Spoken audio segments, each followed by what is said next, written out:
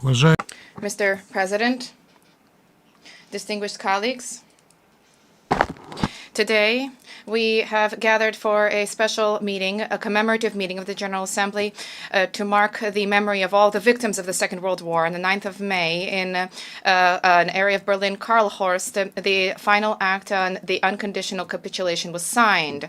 Nazism was vanquished at its lair, Berlin, which was taken by the Red Army. On the 1st of March, before the Reichstag, the Red Banner victory was raised, and on that day, the Soviet General Chukov was approached by the head of the general troops, general headquarters, who announced to him that Hitler had committed suicide in his bunker.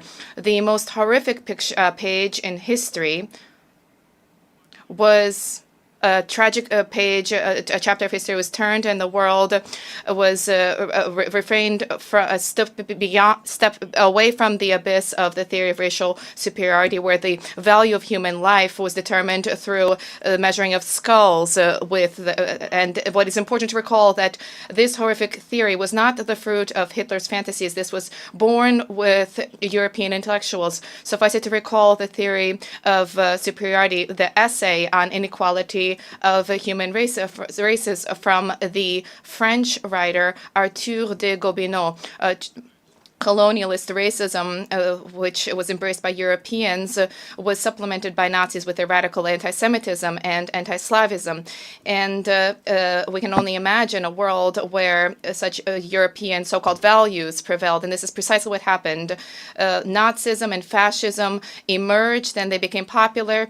And in many European countries, supporters took power. And this is why Hitler's march was triumphant until it encountered the heroic resistance of the peoples of the Soviet Union. Let us recall that Hitler enjoyed sympathies and support from members of the British royal family, and Italy, Finland, Romania fought on the side of Hitler, providing 700,000 soldiers, the French Legion, the Spanish Volunteers, Norwegian SS Legion, the Dutch SS Legion, the Latvian Legion, which was particularly harsh and brutal. The Estonian voluntary SS fought on their side, and many Ukrainian nationalists also fought on the side of Hitler. In 1941, all anti-fascist forces managed to unite. The ideological opponents, the United States and the USSR and the United Kingdom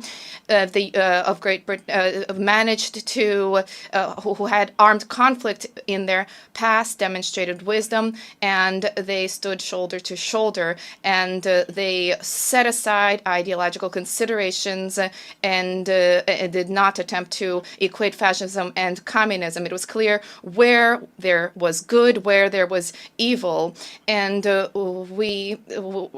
victory came at the cost of millions of people. China lost 35 million people. The United States approximately half a million. Serbia organized the largest partisan movement in Europe. The struggle for the freedom of the peoples was carried out by heroes from Latin America, Asia, and Africa. The cost for the Soviet Union was 27 million people, and 12 million people were part of the military losses. Millions of victims included civilians as a result of the policy of genocide, which was carried out by the Nazis, targeting the peoples of the Soviet Union. The war with the USSR had other goals than in Europe. On the 12th of June 1941, Himmler stated that the aim of the March on Russia was a reduction of the number of Slavs by 30 million people. Another laconic statement is attributed to the German Hermann Henrig, a successor of the Führer and the head of the Ost Division. the Ost economic headquarters, and he stated that he stated in 1941, some people need to be reduced in number. Those holding power is in the Axis countries viewed the need, supported and understood and tolerated the need for genocide against the peoples of the USSR with their inherent pragmatic cynicism. The cost, they sought to derive benefits from the Black Sea areas, including Ukraine, and to send this abundant material to so-called forested areas in Moscow and Petersburg, from so-called forested areas, Moscow and St. Petersburg, to Europe. This was documented. This genocide was documented in the product of the Ost headquarters document entitled Directives on Economic Policy for Agriculture. This was based on the work of the Nazi economist Herbert Bacher. The U.S. prosecutor at Nuremberg, Whitney Harris, characterized this as follows. This document portrays the plan previously developed for the murder of millions of innocent Soviet citizens through starvation. This document clearly shows that the murder of millions of innocents was deliberate and planned ahead of time. This document shows that this plan for murder resulted in such a large scale, and the scale went beyond any human imagination. And in this way, the horrific blockade of Leningrad was carried out, claiming the lives of millions of people. And this was no accident. It was a result of the siege of the city. This was part of a deliberate policy of starvation. However, hunger is not the only weapon. Starvation is not the only weapon of genocide. As Hitler said, we're talking about fight for elimination, extermination. This struggle will be distinguished from the war in the West. It will be distinct from the war in the West, and in the East, brutality itself will be a benefit for the future. More than many people were exterminated and buildings were destroyed. Entire villages and towns were razed to the ground. We cannot recall the Belarusian village Khating, where 149 people were burned alive, including 75 children. And in these crimes, 200 Ukrainian nationalists led by Stepan Bandera were implicated, and they also became notorious for participation in brutal acts perpetrated during the Holocaust, including the July 1941 pogroms in Bandera, the executions of Jews, for example, in Babi Yar near Kiev, and in Sosin Ryad near the Ukrainian city of Rovno, where 23,000 people were killed. Nor can we forget the horrific Volyn massacre, which was perpetrated by the Banderists. As a result of this crime, 50 to 60,000 Polish civilians were murdered. And these the Soviet military prisoners of war endured horrific fates. They were starved, their bodies were exposed, and medical experiments were carried out on them in Auschwitz. The Soviet military prisoners of war were the first victims of the gas chambers, and nor can we forget the Ostarbeiters, residents of the Soviet Union, who were brought to Germany, and their slave labor was used by well-known companies, including Daimler-Benz, Deutsche Bank, Siemens, Volkswagen, BMW, and others. And the slave labor was used also by ordinary Germans. They had announcements related to these people, and they traveled essentially selling them at slave markets in the 20th century. And the prisoners of war demonstrated a peerless courage as they resisted and stood up against these evils. The horrific Nazi atrocities did not require any evidence to prove them. They were well known as an axiom. However, the time has arrived, and the sacred memory of the heroes, of the victims of Nazism, is now being attacked by by proponents of historical revisionism and revanchism, and the unnatural Nazi idea of dividing people into inferior races is now being whitewashed, and the supporters of this are being glorified. In Baltic countries, there are marches championing of the Hitlerite henchmen. In those countries and other Eastern European countries, there are monuments being erected to heroes the monuments are being taken down, monuments dedicated to heroes in the victory against Nazism. And the Ukrainian, there's a Ukrainian slogan that is exactly the exact same as a German slogan, Deutschland über alles. This is there are monuments to fighters against fascism being taken down. Nachtil and Roman Shukhevich are being glorified. Stepan Bandera and henchmen are being glorified. There are marches being carried out on days commemorating the Nazis and supported by neo-Nazis.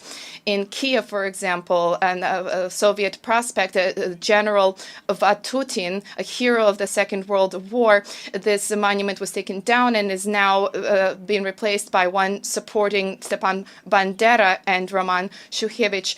We will not allow the international community to forget that the Nazism and the idea of Nazism is growing. There's growing support for this, and there are growing numbers of supporters for this ideology in Europe. Modern methods for bringing in supporters, including from young people, including social networks, are being used to bring in supporters. They're even managing to carry out athletic events, rock concerts, and lectures. All of this is not one-off. This is systemic in nature. We are closely following the situation, and we are publishing the relevant reports.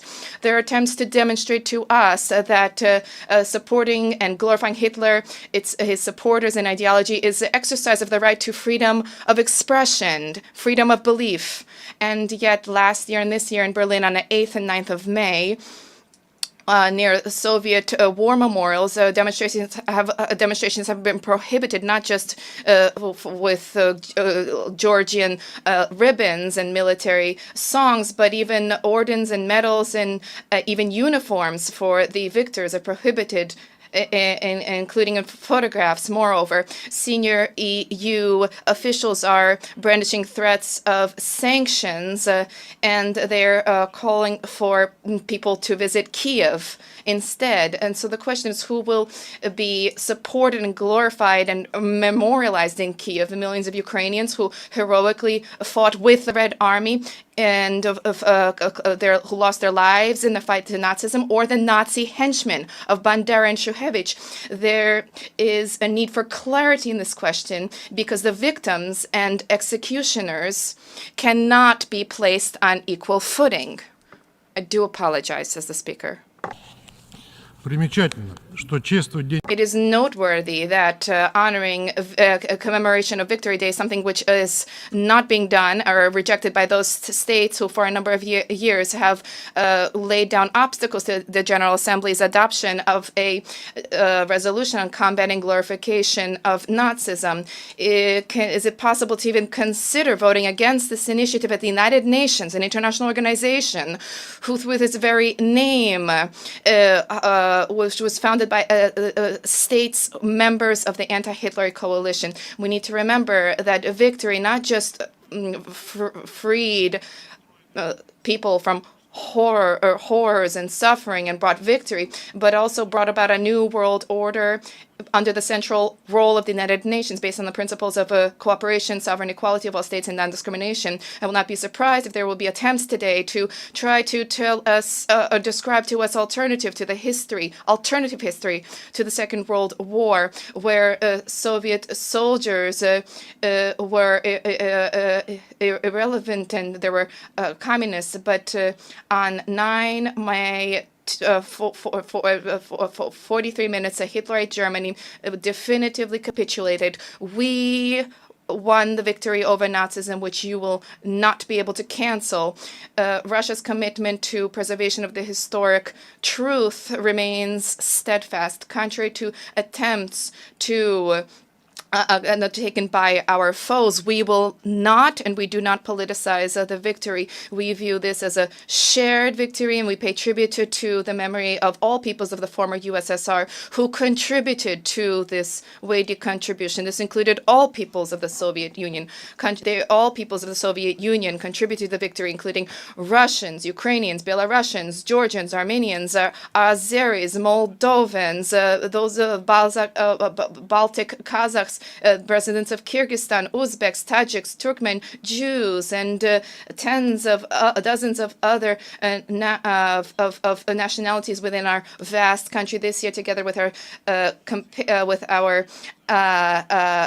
allies, Belarus, Azerbaijan, Armenia, Kazakhstan, Kyrgyzstan, China, Serbia, Tajikistan, Turkmenistan, Uzbekistan. We initiated the adoption of a General Assembly resolution on the 80th anniversary of the end of the Second World War, in accordance with which the victory will be commemorated every 5 years. I will conclude with the words of General Zhukov, who is known as the Marshal of Victory. He is precisely the person who, in 1945, who accepted the capitulation of the German armed forces. With each year that passes, we increasingly move away from wartime. A new generation of young people has grown.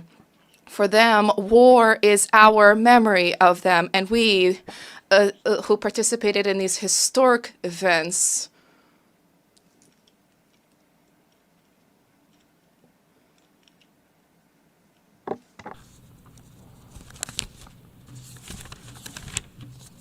the war will forever remain etched in our hearts. We will forever remember the great feat that was achieved by the Soviet people. We, the participants of these historic events, this was a time that was exceedingly difficult, but it was very sacred. A person who experiences significant trials and who vanquishes this will forever draw strength from this victory. This is just for all peoples. Our victory in the war against fascism, speaking eloquently, is a part of that constellation of the Soviet people. We have gained tremendous moral capital. Looking back, we will always remember those who sacrificed themselves for the victory against the enemy of our peoples. Thank you. Do you want to watch more videos like this one? If yes, subscribe to our channel and press the bell icon next to it. We have decided to bring videos on something nobody talks about: African politics, economy, and increasing power.